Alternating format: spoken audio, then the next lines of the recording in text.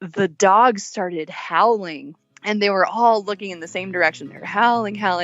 And then they stopped, and all their ears were perked up. Like 10 seconds later, here come this eruption of howls from like a quarter mile away. That was a pack of wolves. This is the Adventure Sports Podcast, where we talk to athletes, adventurers, and business owners from around the world of adventure sports. Whether you're climbing Mount Everest, starting a bike shop, or getting up off your couch to take your kids hiking for the first time, we want you to have the motivation and inspiration you need to chase that next adventure. The Adventure Sports Podcast is brought to you by Camp Crate, the leaders in fully planned self-guided backpacking adventures, as well as backpacking gear rental. You can check them out at campcrate.net.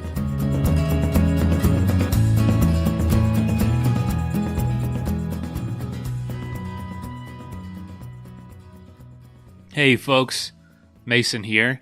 Welcome to the show. Hope you're having a good week so far. Today's Life Outside the Box episode is coming from Kristin Knight Pace. The book is called This Much Country, and it's her story about getting into dog sledding and racing the Iditarod and the Yukon Quest, and also being a park ranger in Denali in just a really remote area. It's really just fantastic story. She's just a really fun guest, super energetic. It was a great conversation. I hope you enjoy. I didn't know anything about dog sledding. Remember, I'm from Florida, and if you've ever been to Florida, even the international listeners, you know, it's just beaches and flat. There is no snow, hardly ever any cold. So I don't know a whole lot about this world. So I was pretty fascinated, to be honest. And her audio came in really, really clear. Mine was the one that real muffled, sound real echoey at times, and then was just damaged. So I kind of salvaged that. But if you can tell something's a little weird with my audio, just disregard it. But yeah, she's coming from the middle of nowhere, Alaska, 1-bedroom cabin, and internet's working great. So, man, that's just adventure. That's just how it goes. Things don't go to plan, and that's just, we roll with it around here. Anyway, and if you are planning your own adventure this year, remember to sign up for our adventure grant. We're giving away $1,000. The application is open until June 1st. So get on it. We want to see people's adventures partially funded. We want to help fund your adventure. And also, forgot to mention this. If you want to check out Kristin's book, I'm reading it right now, or I just finished. It is awesome. Just filled with adventure through and through. And it is called This Much Country. It can be found on Amazon, at your bookstore, and there will be a link to that in the show notes. Today's episode is brought to us by Athletic Brewing, the makers of non-alcoholic craft beer. Just great stuff. I'm starting to prefer that over beer just because I don't want the effect of alcohol all the time. You know, sometimes I feel like I need it, but not all the time. And then Aftershokz, AFTERSHOKZ, that is our other sponsor. And they make headphones that don't go in your ears. They conduct through kind of sort of the temples of your head. They're very safe way to listen to this podcast and train for your next adventure. So you don't have to worry about sacrificing safety on your next run or bike or trail run, whatever you're doing. And discounts for both of those companies can be found in the show notes. Last thing, I just want to say thank you. We've had a killer week as far as listenership. You know, keep sharing the show. Keep, if you're on Facebook or Instagram, social media, please share our show. Like, it really helps get the word out. Become a patron if you'd like to support the show. I thank you so much for being a listener and choosing this show to spend your time with, because we know there's about 500 billion other shows you could be listening to. So thank you.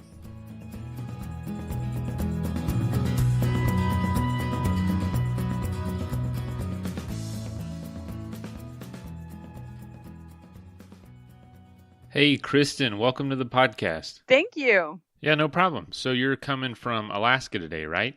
Yes, I am in Healy, Alaska, which is 11 miles north of the entrance to Denali National Park. Oh, wow. So do you have a good view of Denali itself? So on our mushing trail, you can see Denali on a clear day. It's about 70 miles away as the crow flies but you can still see it loud and clear, which just is a testament to how huge the mountain is. Yeah, I've never seen Denali itself, but I've been in that area and could see some just huge mountains surrounding it, and but didn't have a view of it. Yeah, yep. Even on, the mountains that I can see right outside my window, it's still all the Alaska range. So still some mighty big peaks surrounding us from here. Man, that has to be just an inspiring place to work. And you just had a book come out.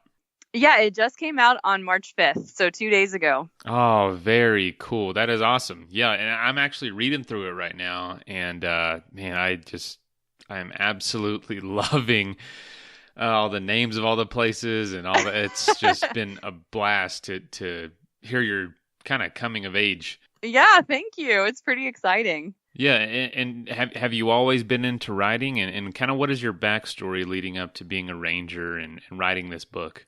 Well, I come from a writing background, so that was the world I was in before I became a backcountry ranger. I was the outdoors reporter for a newspaper in Montana where I went to school, and then I was the executive editor of Sea Kayaker magazine in Seattle for a little while.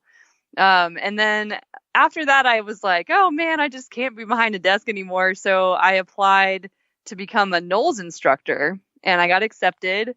And I went to the Wind Rivers in Wyoming and did my mountain instructor course with the National Outdoor Leadership School, and started a career in public lands. So I worked for the Forest Service right out of that NOLS instructor job, and loved working for the Forest Service. And then then that's kind of when everything started with the book. Like my book kind of picks up right there, and my life drastically changed at that point. And so it was kind of amazing to be able to take that writing background and then use it to help me get through what became a very painful divorce and a total last minute on a whim move to Alaska. Holy where cow. I was taking care of this total stranger's cabin and sled dogs. Like, my friend had called me and was like, there's a guy up here in Alaska who is going through a divorce too, and he has this cabin and sled dog, like a team of 8 sled dogs, and he needs somebody to take care of them for the winter. And I know that you're going through a hard time, and I thought maybe since you have experience with dogs, like you might be interested. And I was like, I don't know if I can cuss on this show. Sorry. Like, I have the worst mouth, but I was going to say, I can edit anything. No, it's okay. I was like, you know what? I definitely need to start my life over. So I'll be there in a month.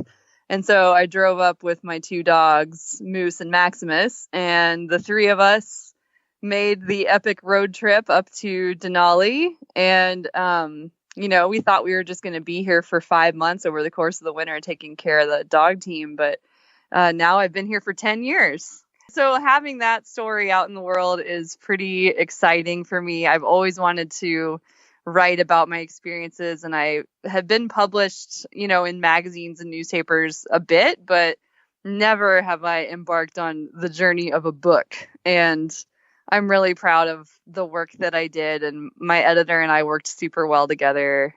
We just had a blast making this book a reality. So I'm just really proud of it, and it couldn't be more me. Like, the book is just totally me, 100%. Oh, and you definitely should be proud. I mean, that is quite an achievement. I love the story so far. I'm really enjoying the book, but one thing I notice is, nothing takes you out of the doldrums of depression like a good, dark, freezing cold winter in Alaska all alone. I know. Oh my I know. goodness. Oh man. Yeah, it is. It definitely required like just deciding to say yes to these crazy opportunities. I kind of noticed like, yeah, it just seems like such a challenging lifestyle.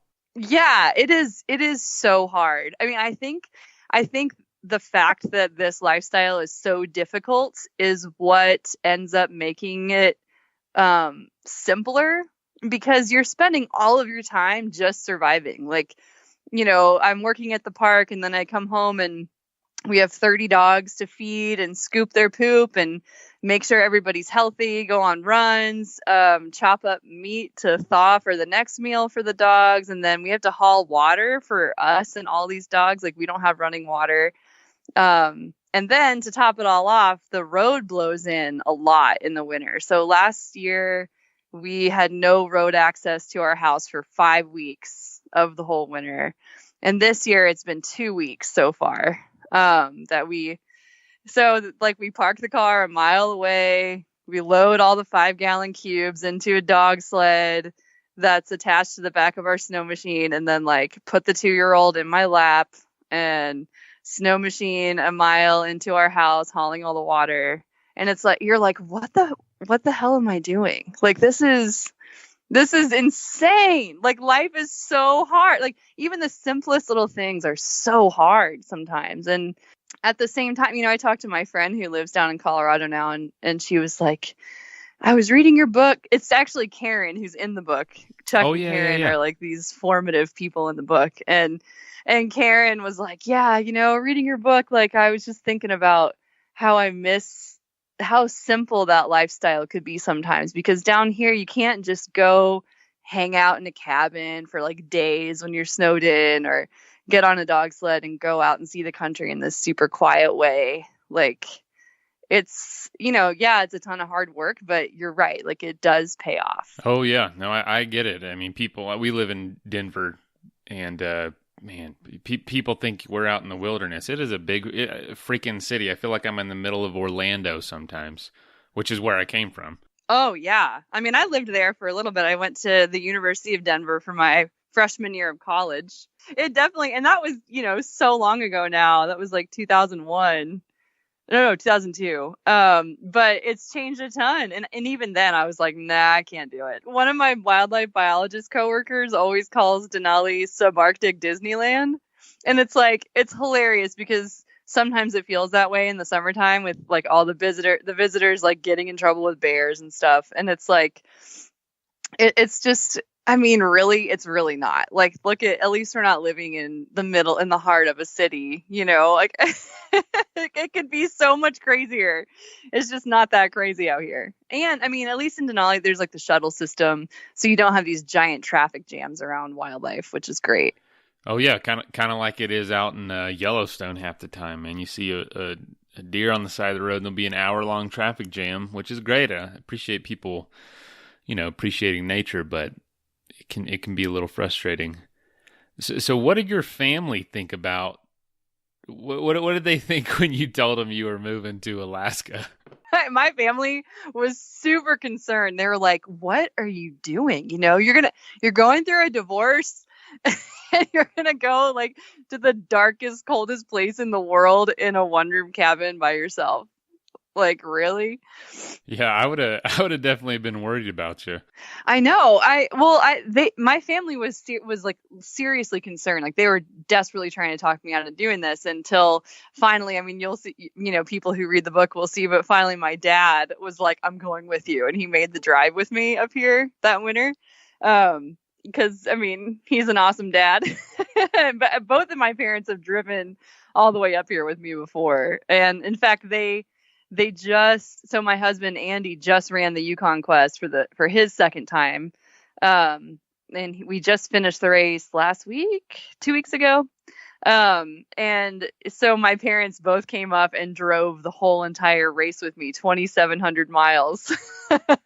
They're amazing, badass road warrior parents. Anyway, total tangent, but the thing that called to me about coming up here was So I had an internship up here in Denali at the sled dog kennels in 2006, right when I graduated from the University of Montana. And I spent the summer up here. And then the following winter, I came out on a dog sled patrol, because Denali has the one working sled dog kennel in the Park Service. And so I got to see all my dog friends in action doing their jobs, which was the coolest thing ever. But it was incredibly difficult. Like, I write about it in the book, but basically I was too exhausted to even have any fun. And I was like, thank God I get to go home after this and like not have to work so hard to survive. But for some reason, that experience just kept coming back. It's like it had gotten under my skin and just kept coming back up at the weirdest moments and beckoning to me. Like, don't you want to try that again? Don't you want to see if maybe you could do it better? You know, like how the hardest things you do is like type 2 fun. You know, you have this super time and then it comes back and it's like, man, I accomplished something. Like, you worked really hard and then you got this amazing sense of accomplishment. And so I had always wanted to kind of go back, but it never worked out to go back. And then all of a sudden, here was my chance to go back in the winter, like the real Alaskans, you know, and like be in this 1-room cabin and tough it out. And like, I don't know, just kind of find out who I was, because I didn't know who I was as a person alone. And that sounded like a major opportunity for me to not only go back to a place I really wanted to see again and experience again, but to, I guess, kind of reconstitute myself after a major heartbreak. All right. So you went to Alaska the first time and then you got married and then got divorced and then went back to Alaska. So what was the process from going from living in Alaska and surviving, which is one thing, to, you know, doing dog sledding? Well, so I had that summer internship at the Park Service kennel. Then, and years later, here I am back in Alaska for the winter. And I'm like, okay, I'm going to go back to Montana to my Forest Service job after this. And then I get offered a backcountry ranger position in Denali National Park for the summer.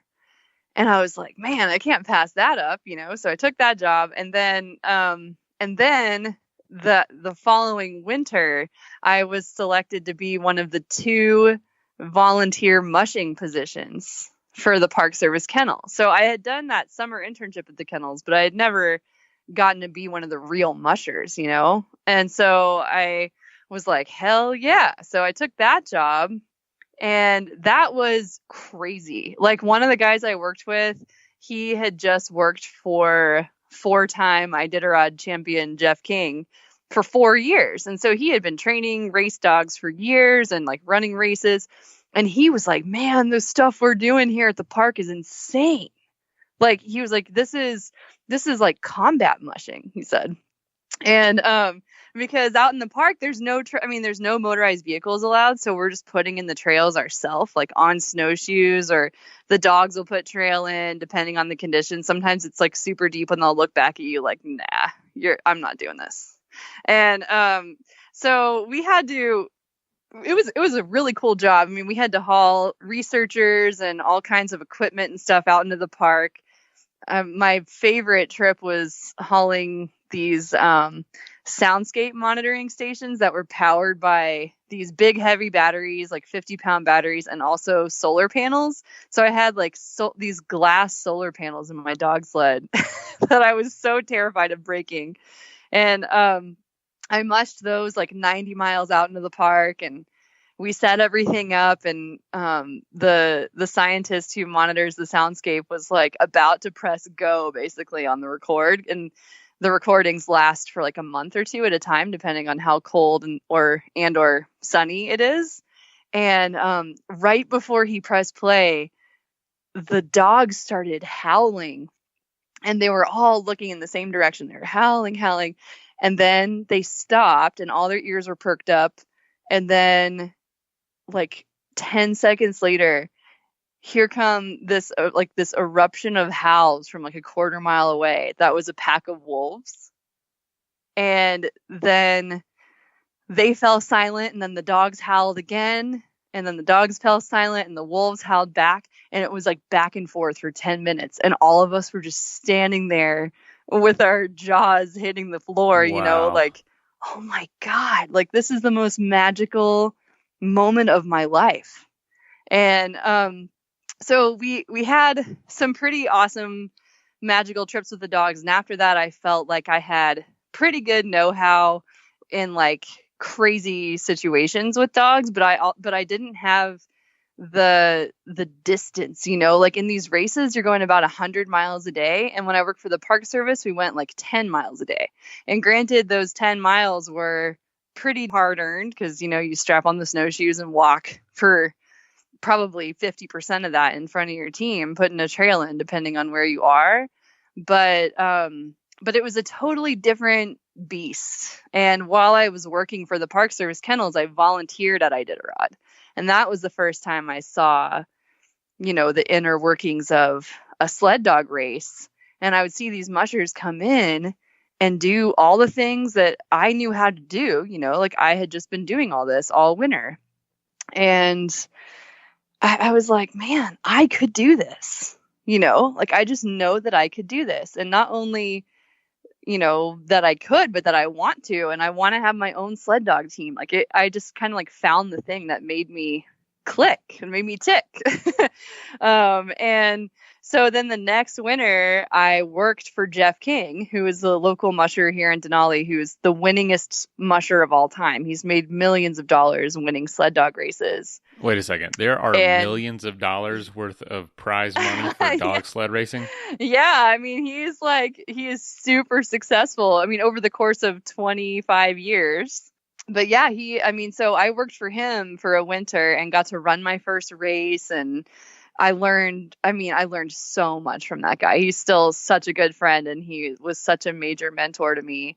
But when I worked for him, we bought our first puppies and like made the decision. Andy and I, my husband now, made the decision to start our own sled dog kennel. And we're like, oh my God, we're insane. Here we go. Let's just do this. So then years went by, like we had these puppies, we raised them up, we bred them to other dogs and raised those puppies up. And years later, we finally had dogs who were like old enough to be training. And we finally had enough dogs to assemble a race team and like run our qualifiers. So you have to qualify to run these giant races. You can't just sign up out of nowhere. Oh, wow. I didn't know that. So what are some of those qualifying races or requirements? Yeah, like the Yukon Quest, you have to run 500 miles of qualifying races, and the Iditarod, you have to run 750 miles of qualifying races before you can even sign up. So we spent the next couple of years doing that and then signed up for the 1,000-milers. So it was a pretty long, it was a long vision, like seeing this dream and working toward it and then finally getting to do it. Holy cow. So this isn't something you just decide to do one day. I mean, you have to like raise dogs from puppies and get to know them and their personalities and then learn how they all work together. How many dogs do you typically take? So the maximum number of dogs you can have on the Quest is 14.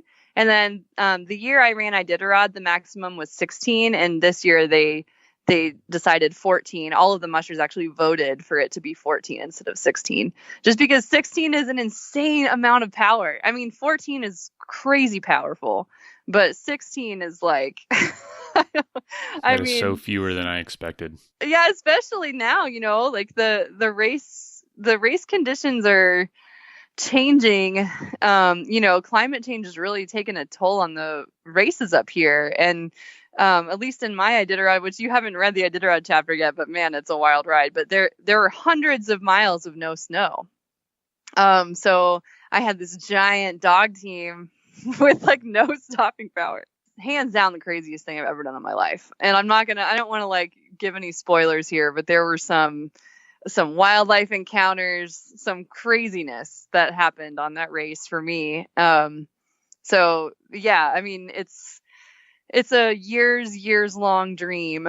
But I'm so proud of us for making it happen. I mean, now between my husband and I, we've each run 2 1,000-mile races. So our kennel has run 4. And yeah, the thing you said about the puppies, like I got super emotional at the start line of my Yukon Quest in 2015, looking at these dogs that were my first litter of puppies. I mean, they were born into my hands, and now here they were, these super brawny siblings that were just like kicking ass, and they ran every last mile with me. I slept in the straw with them every night, and it was just really overwhelming. You know, we had been on this lifelong journey together. Athletic Brewing is pioneering non-alcoholic craft beer. Yeah, I said non-alcoholic craft beer. And there's a number of reasons you might want to do that, whether you're training for an event, which a lot of our listeners are, or, you know, if you're babysitting and don't want to be drunk in case something happens. I mean, stuff happens, but you still want to sit down and enjoy the game and have a beer. This is an incredible option for a full-flavored, full-bodied beer. Each can is only 50 to 70 calories, with IPA, golden ales, stouts, and tons of seasonal offerings.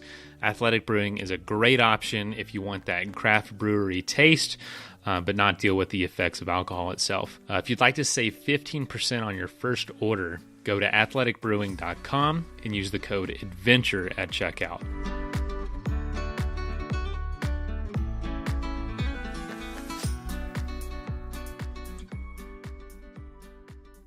Oh man, what an awesome. You know, I have dogs and I'm close to them, but I can't imagine something like that with so many. Sounds awesome. And you just mentioned something briefly, but you camp in the straw with the dogs? Yeah. Okay. So I read about this in my book, but the first time I went on a camp out, like on a camping run, which is what we call them, in racing with Jeff, we ran 40 miles and then we were going to camp for a few hours and then get up and run 40 miles back to the truck. And so we run the 40 miles, we get out there, and here I am, you know, I'm a backcountry ranger in the summer. I've been a Knowles instructor. I'm like, okay, I know winter camping, super prepared. I just kind of assumed like he had the tent and the, you know, the Arctic oven or whatever in his sled. We get there to where we're going to camp. He gets out this giant parka that like goes down to his feet and puts that on, puts the straw down for the dogs. And after feeding the dogs, he just lays down on the ground. And I was like, what? We don't have a tent. Like, we're not going to sleep in a tent. So I am like, just standing there looking at my team like, okay, yeah, I can do this. Like, I didn't bring a sleeping pad. I had my 40 below sleeping bag, but that was it. And so I, in all of my clothes, like fully booted and suited, I put down my 40 below sleeping bag on the ground in the straw, like right next to the dogs. And I had Solo, my favorite yearling on the team, crawl into my sleeping bag with me. It took a little convincing, but we love each other very much. He's now one of my main leaders, and we've run like probably 15,000 miles together all told. But he crawled right into my sleeping bag, and I just fell into a deep sleep. Because, you know, like the sound of dogs breathing while they're sleeping, it's like the most lulling, relaxing thing ever. So he sent me right into sleep, and then we woke up like 5 hours later, and we were just covered in snow. Like, it had been dumping snow all night, but like neither of us had woken up. So we woke up and we're just like blanketed in snow. Like, oh, holy shit. But yeah, so that was my first, and I was like, wow, okay, this is what we do. Like, we just sleep on the ground with our dogs. And Andy, so my husband has trained one of our little leaders, Kebab, to just like crawl right in his sleeping bag, and she sleeps on top of his chest and doesn't move. And she's like a little heater. She's like a little 35-pounder. But I like sleeping next to the big boys. Oh my gosh. Now that sounds awesome in one hand, but also like that's a lot to plan for. Yeah. You carry everything you need. So you said they sleep on straw. Do you literally carry like a bale of hay with you? Yeah. Yep. I have it goes on top of the sled bag. So inside your sled bag, and like this is so much like packing a backpack. You know, like if you're going to go backpacking, like you like have like the weight management and the balance and all that kind of stuff. So it's just like that. And you put everything that's heavy, like, you know, let's say you're bringing like 40 pounds of meat and kibble for your dogs. Like all the super heavy stuff goes right in front of you. So if you're standing on the dog sled, you're looking down into the sled bag, all the heaviest stuff is like right there in front of your feet and like basically right beneath your handlebars. So you can like, you know, manhandle that weight better because it's right there. Like, and then the farther out toward the toe of the dog sled is where you put everything light. So like, that's where you put your sleeping bag and your dog coats and, like booties and stuff that's like lighter gear all goes there. Then you zip your whole sled bag up, and on the top of it, you strap on a bale of straw. Or like I have a tail dragger sled now, and I put the bale of straw in the back, like behind me. So hay is all the dogs need to stay warm. Oh yeah, it's super insulating. Have you ever been in a barn in the winter? I mean, I guess so, but not in Alaska.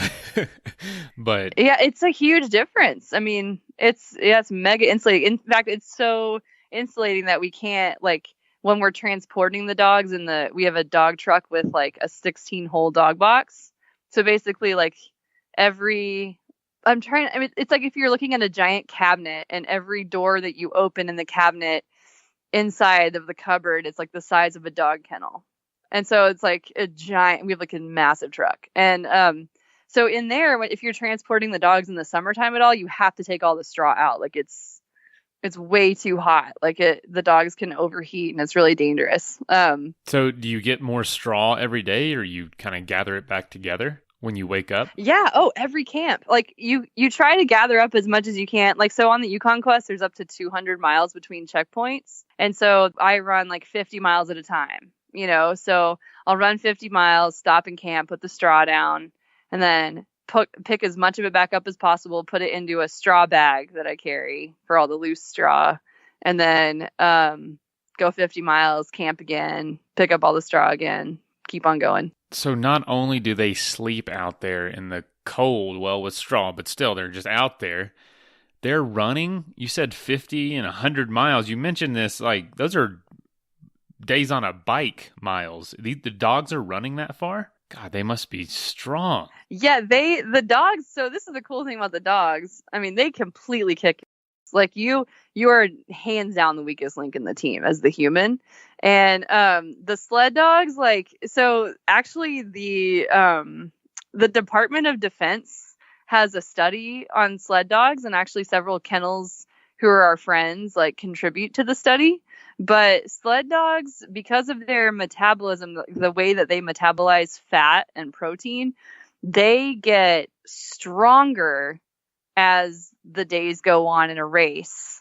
Whereas you, the human, are getting like weaker and more tired because you're just getting super sleep deprived. So with the sled dogs, like, let's say you're running an equal run rest schedule. So let's say I run 6 hours, and then I stop and camp, and we rest 6 hours, and then we get up and run 6 hours again, and then we stop and rest 6 hours. So as the race progresses, you'll notice mushers, if you're watching the Iditarod, which is going on right now, as the race goes on and they've passed like the 400, 500 mile mark, you'll see them start to cut that rest, because the dogs don't need as long of a time to recover. Their recovery time gets faster as they travel. It's crazy. And so the Department of Defense studies them, because they're like, how can we learn from this for humans? Like, mostly for soldiers. But like, as they get more, as they're more like hardened and running farther every day, they're getting stronger. Like, how? And so that's just how they are. I mean, they're the most incredible athletes on the planet. So yes, they can they can turn around. My team, when I crossed the finish line of the Iditarod, they dragged me across the finish line. I couldn't stop. And so it took like 5 people standing on my sled, and they were like jumping and harness banging, and then they all started howling, and like I'll never forget their howls, like bouncing off the buildings of Nome after we had just gone 1,000 miles. And there they are, ready to take me all the way to the North Pole. I mean, I was like, you guys have got to be kidding me. And we missed the turn for the dog yard at the end of the race. Like they were like just going to drag me into oblivion. It's insane. Gosh, that is so unbelievable. I mean, to have run 1,000 miles, like you said, and their dog, you said you travel with them, and they're like pets in a way. I look at my dogs right here. They couldn't run 2 miles, but to know that those genetics are in them, that ability is, gosh, that is so crazy to me. I had no idea that they ran that far and continued to get stronger as a race went on. and can still be, the animals that hang out with you and watch Netflix together, Yeah, and it's amazing because we do tours at our house, and we just had this group here yesterday, and they're sitting in here on the couch, and we have like three of our. So I'm in a 16 by 20 cabin. We live in a 1-room cabin with our 2-year-old daughter, and so we had like this group of 5 people in here, and 3 of our lead dogs in here. And all 3 of them are like buried in the laps of these visitors, like getting belly rubs and like cleaning their ears and, getting all kinds of loves. And it's like, and I was like, yeah, they just ran a 1,000-mile race last week. Like these dogs who are crazy, like crazy good athletes, like they're still dogs, they're still these like loving, amazing dogs with their own very distinct personality. And my main leader Solo, like basically loves tennis balls just as much as he loves running and lead. So it's super cool. I mean, like just to get to see how complex they are, and it's like having 30 friends outside, all of whom are different. Who gets along with who. Who has the potential to do this. So you give them the opportunity to shine, like kind of like a basketball coach. Gosh, I feel like there's so much to learn about each dog. This is way more complex than I realized it was. I know. It's funny because, someone just asked Andy yesterday, like, oh, because my husband has a PhD in poetry. And they're like, what? Oh. PhD in poetry? I know. He is. Oh, that's what I love about Alaska is like no one makes sense up here. I know, it's like I work with like a bunch of scientists at the park, and all of us like poop into holes in outhouses in the ground. Like none of us, we like live like cavemen. Anyway, it's so funny, but the people were like, so when you're on the runners, you have all this time to like think about philosophy and write poetry, and Andy's like, no, I'm thinking about like, oh, Haas's gait changed. Like, what's going on with him? Is his harness rubbing? I should put him on the other side. And then you look at the next dog and you're like, oh, Oryx has a snowball in her booty, so we're going to stop and fix that. Like, all these tiny little details. Like, your mind is just constantly getting worked. That is just so nuts. Now I'm reading the book, and the dogs are kind of bigger and smaller than I expected. What is kind of the average size dog for the race? So the average size racing dog is between like 30 and 60 pounds. And our dogs, so Haas, which is the one I just talked about, he is an 80-pound dog. And so he doesn't make any sense for racing, because with racing, like you might have to carry a dog in your sled for a distance. Like if something happens, you can't make them run. Like you can never make these dogs run, and you don't want them to run if they get hurt.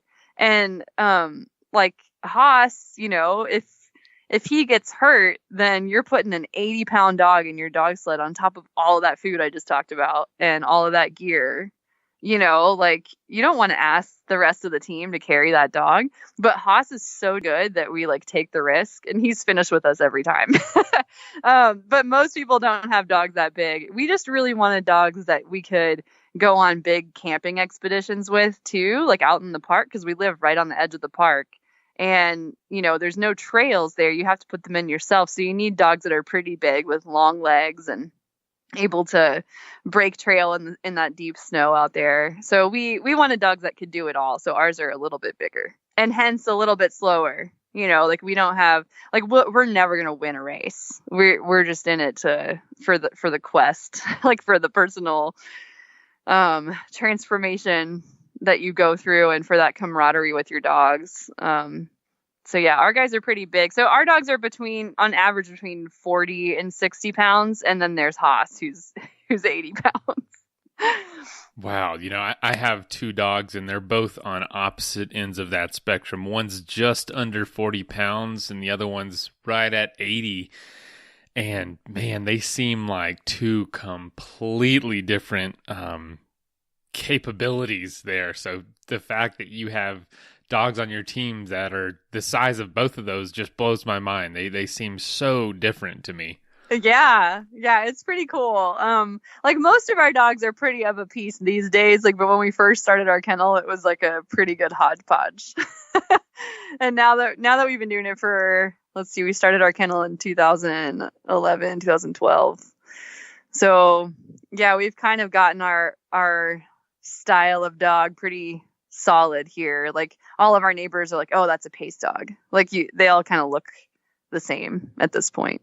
Wow. So you've gotten it to that point now.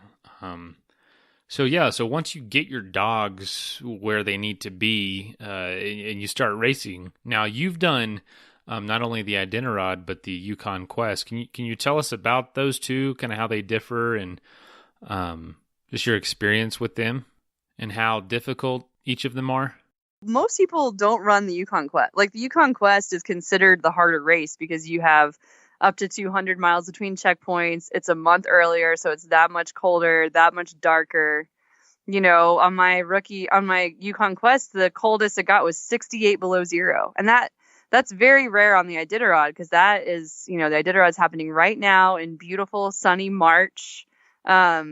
But there's still some serious, like, huge storms coming off the Bering Sea right now that everyone's about to get faced with. I mean, like, neither one of them is easy. They're both extraordinarily difficult. And so I ran the Iditarod the year after I ran the Quest. So I'm going in the Iditarod thinking, man, if I can run the Yukon Quest, like, I got this. This isn't, I know everybody says it's hard, but, there's no way it's as hard as the Quest. And I mean, I was so wrong because on the Yukon Quest, like, yes, there's far fewer checkpoints. There's only 9 checkpoints across the course of 1,000 miles.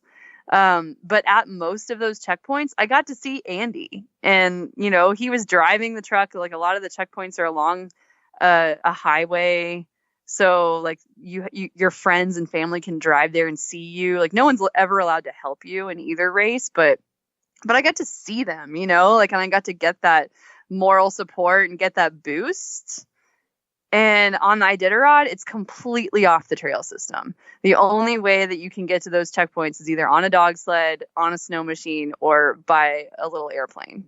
And so I didn't see, like, I was so much more isolated, and I didn't realize how much that was going to affect me, because it's like, you can't really let your guard down and let it all out and complain and, like, cry unless it's someone you really love, like it's like a family member, and then you just let it all out, and so, or same thing goes for if you had an incredible, magical experience and you want to tell someone about it. You want to share that with someone.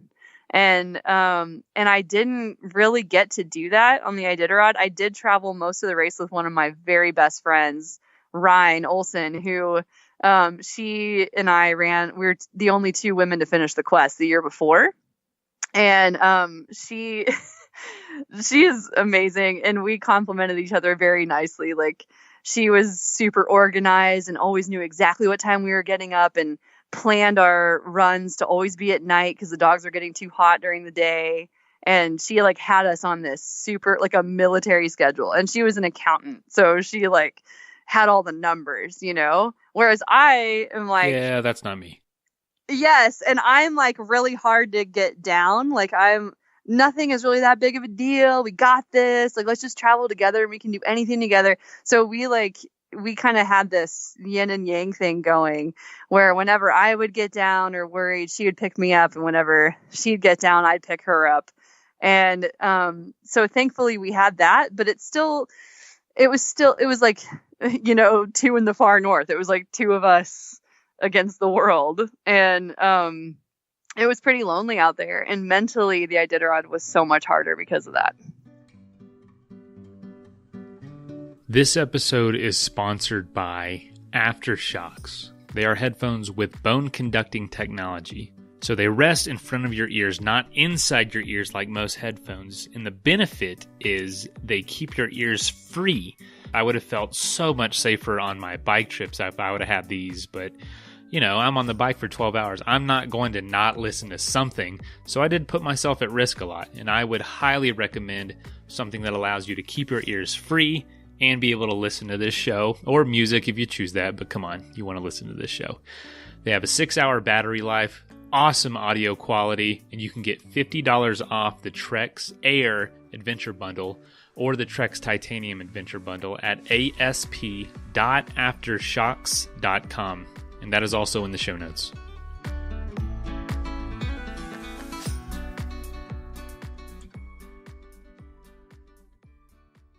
Wow, I haven't gotten to that part of the book yet, but that seems incredibly daunting. So I'm looking forward to those firsthand accounts of the race. Yeah.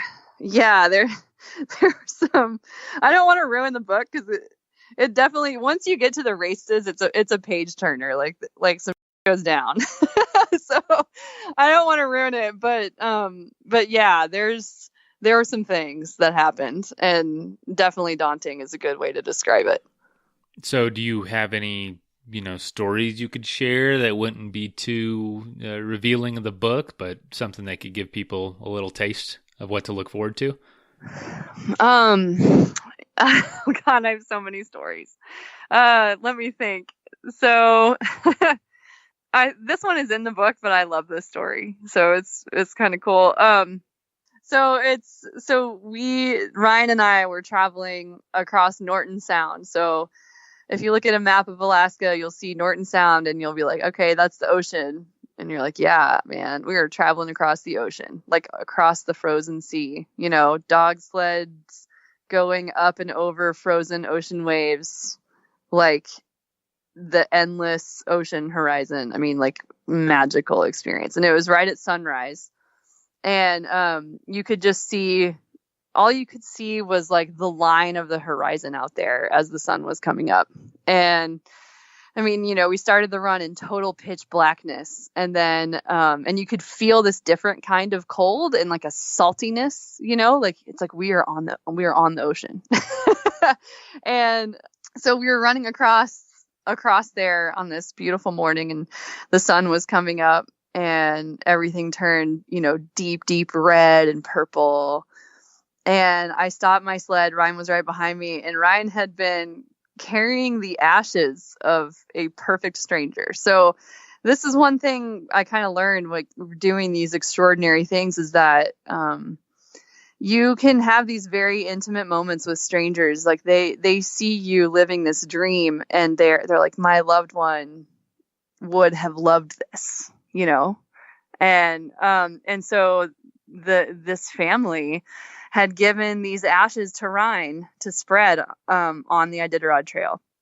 And at this point, I was like, this is the most insanely beautiful place ever. And it's just a place that it feels like nobody else would ever be, And so I stopped my sled and I turned around. I was like, man, now's the time for old Bob, like this is the place.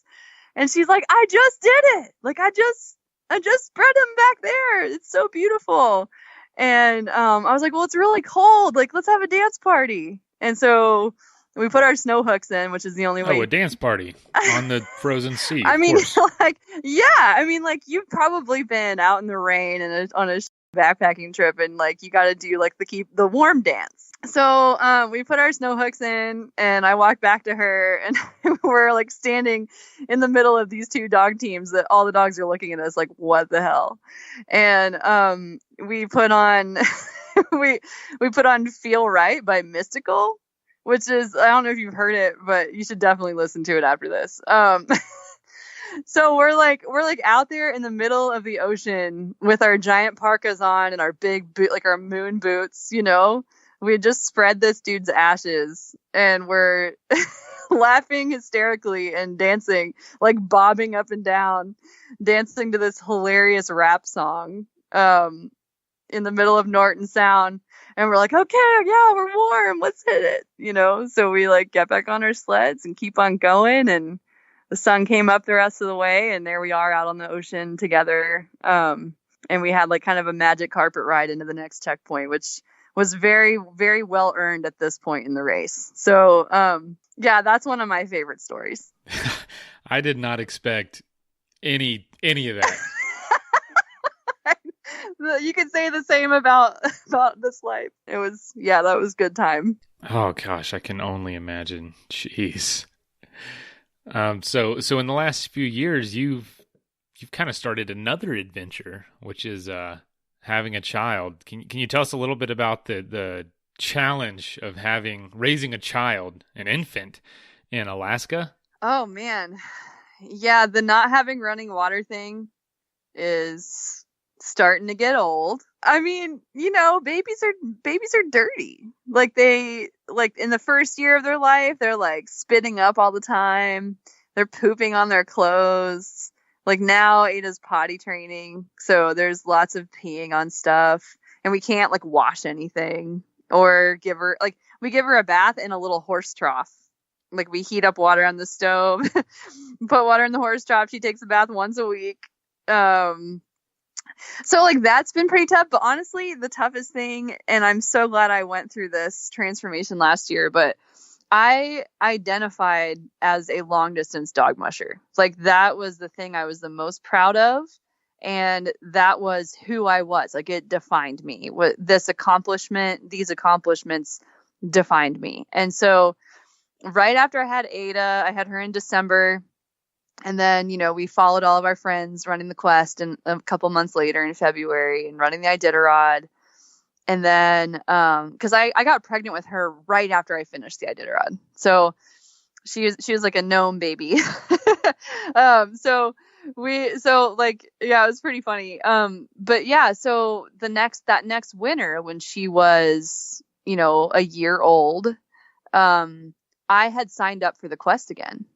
And I was like, I was struggling. Like the postpartum era of motherhood is incredibly difficult. And I'm a tough person. And I struggled. I struggled hard. And I was like, I need to be myself again, like I need my body back and I need my life, like I need that part of my life back for my own mental health. And so I signed up for the race in August. I was still nursing. I like signed up for the race with this baby in my arms and got busy training and trained this dog team up. And then 1 month before the start of the Quest was in our training schedule, our first big training run. So 150-mile camp out run.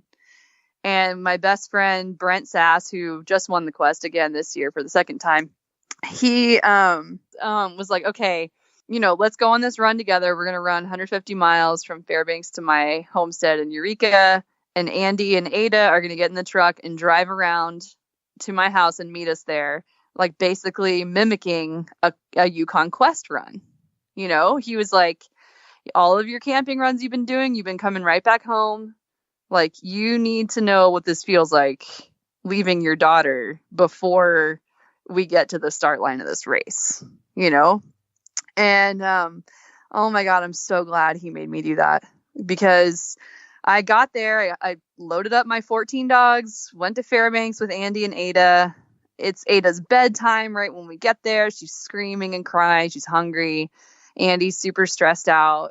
And like, I'm about to leave him alone with her for 3 days or for 2 days, however long it was going to take us to get there.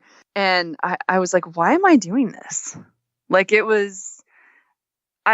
something in me changed where I realized like, I love running my team 40 or 50 miles, like 5 or 6 hours, and coming home and being Ada's mom. Like it doesn't have to be mutually exclusive. Like I don't have to just be her mom or just be a dog musher. I can do both of those things and be really happy doing both. And so I dropped out of the race 1 month before the start. We had all these sponsors and people coming out to help us and everything, and I had to let them all down. But everybody like totally understood, like that. I think probably all the parents in our friend group were like, yeah, yeah, this is not a surprise. But like, no one can tell you that, like you have to figure that out for yourself. And so I figured that out, and I've been so happy since then. Like that whole identity crisis that I had was solved. It was like, it's like, man, I can still be a badass dog musher, go do some epic run, and then come home at night and like snuggle with my kid. So that's been the biggest thing, is like realizing that it doesn't have to be all your eggs in one basket. Oh gosh, that's so good to hear. I'm expecting soon, or my wife and I are. So it's good to hear from people like you that learns to reshape that identity and not have it so tied up in their adventures. Oh my God! Congratulations! I'm actually pregnant right now. Holy crap! Dang, you too. Thanks. Oh man, at the time, the first time I was like, how the does anybody do this twice? But now, yeah, here I am. I was like, she's got to have a sibling. Man. Oh man, you're in for a hell of a ride. Yeah, definitely. Yeah, it's going to be an adventure, because I just didn't. It wasn't necessarily something I wanted even a year ago, but as it gets closer, I'm excited, and I'm not so, feel like as you mature, you don't tie up your identity so much in what you do. You can kind of let it go again, and you don't have to totally give up being a badass. Like, you're even more badass because you're a parent too. Yeah, and it seems like they can just kind of go with you once they get to a certain point. Have you found that to be true? Oh yeah. Yeah, and now, Ada, so when she was little teeny, I'd put her in my parka and we'd take her out on the team, and she just fell asleep like every time. And now she has her own little dog sled. She's like a little over 2 years old, and she has this little dog sled that you can put like one dog on, and she loves all that. She like knows everybody's names. She's like, she gets really concerned when, like, if Andy's out on a dog run and like not everyone is in the yard. She's like, all the dogs need to be home, and it's like that. Like, she knows when someone's missing, and it's awesome. Like, that's the coolest thing, because you have no idea what your kids are going to be like. Like, Ada is obsessed with ballerinas right now. She watched Andy finish the Yukon Quest last week wearing a sparkly tutu and a unicorn tiara. Like, that's what she was wearing at the finish line. That's over her cute snowsuit. And like, we didn't teach her that, we're like filthy dog mushers, and like they're like born with their personality in there, and you have no idea what it's going to be. And so to see her take an interest in these dogs and love being on a dog sled is like super heartening, because you can't force them to love what you love, but it's pretty cool to see her kind of start loving it. Wow, that's really cool. Now, do you plan on staying out there long enough for maybe the kids to get into it and become proficient at the sport, or you guys going to look to make home somewhere else? Yeah, I mean, we'll be here for a while. Like, we had planned, like, in the future, we'd like to build like a whole new house, like a real house that isn't, it's like a 1-room backcountry log cabin. Like, it's like a public use cabin, basically. Like, it's pretty bare bones. So it was like the dream for 2 young, newly married people who are starting a dog sled kennel. Like, it was like hell yeah, this is like the place of our dreams, and we're on 10 acres right here, overlooking millions of acres of wilderness. Like, you can't see a single roof line from here, and you could just like mush from our house out to Wonder Lake. Like, you can go to the ocean from here, basically. Like, it's amazing. But yeah, now the realities of parenting and having a kid who's running around and wanting to, play with everything in sight. It's like, we need more space. This is insane.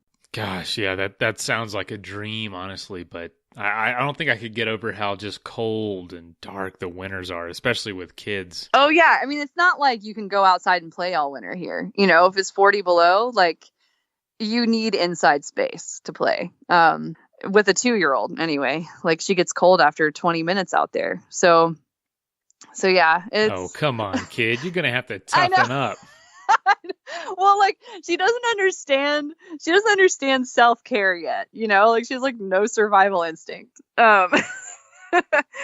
Oh gosh, poor thing. I'm just playing. I'm sure they'll be the toughest kids ever. But well, awesome. Yes. So how can people find out more about the book and purchase it and all that jazz? It's available everywhere. So online, Amazon, Barnes and Noble, Target. Someone just told me they saw it at Costco. I mean, it's like all over the place. Your local bookstore, hopefully. Yeah, so it's everywhere. And so I also recorded the audiobook. Like, I read it. And that was a crazy adventure too. But like the whole time I was reading it, the audiobook producer and engineer were like, "Oh, this is the scene in the movie where this would happen." And like, because it was like it was so fun. It was like a fun experience for them to like be along for the ride. And actually my friend, so the audiobook is 8 hours and 41 minutes long. And my friend Brent, the one who made me go on that fateful training run where I decided I could be a mom and a musher, he was like, I'm gonna go on a long training run and listen to the whole thing. Like yesterday he did this. And I was like, or no, the day it came out. And I was like, dude, that's a really long time, like, to hear me talking in a row. And he was like, so then like 9 hours later, I get this message that was like, 78 miles, 8 hours and 41 minutes. As soon as I got home and put the dogs away, you stopped talking. Nailed it. And he like listened to the whole thing. I was like, man, you're such a good friend. Like, nobody would do that. Wow, that sounds like an awesome day. Just listening to podcasts, running dogs. Holy cow. That honestly sounds so cool. And that's kind of wise of you to do audiobooks because, you know, that market continues to grow. Podcasts are growing. I mean, a lot of people just don't have the time to sit and watch something anymore. So they want to take something just as entertaining, put it in their ears and go about their day. And if you can freaking listen to a podcast and dog sled, shoot, you can listen to a podcast doing just about anything.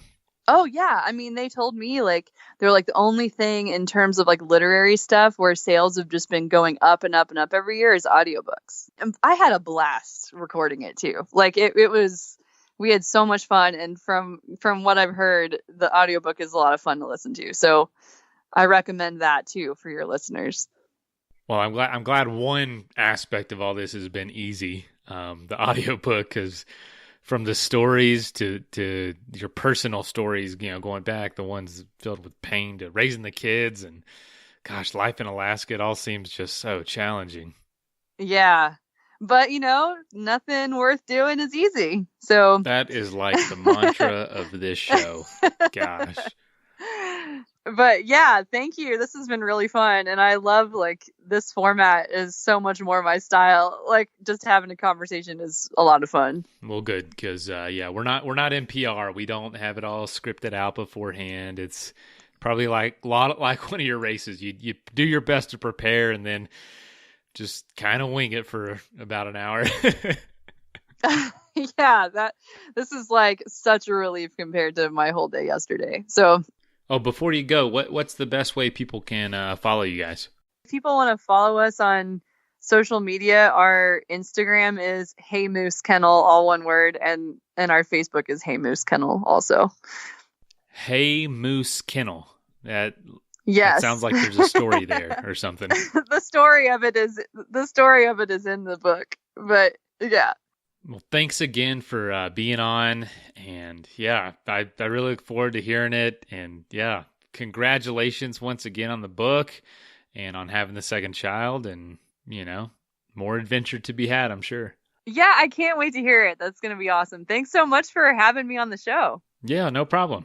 All right, have a good one. Okay, you too, Mason. All right, bye. Bye. First of all, thank you so much for listening to the episode. Secondly, if you would like to get in touch, you can leave us a voicemail at 812-MAIL-POD. You can also send us an email, info@adventuresportspodcast.com. Get a hold of us on Facebook, Instagram. Contact us on the website. Like, there's just 1,000 ways to do it. If you know somebody that would make a good guest for the show, whether it's you or somebody you know with a really cool story or background or does an interesting sport, get in touch. We'd love to have them on. Also, if you'd like to be a patron, aka a supporter of the show, patreon.com/Adventure Sports Podcast. You can sign up for as little as $1 a month. You can sign up for $5 a month. And lastly, thank you to our sponsors whose messages follow right now. Go to athleticbrewing.com and use the code ADVENTURE at checkout to save 15% off the best tasting and lowest calorie non-alcoholic beer you're ever going to try. Don't forget to save $50 off a headset bundle at asp.aftershocks.com. It's my new favorite way to listen to music and podcasts and stay safe while I run and ride my bike.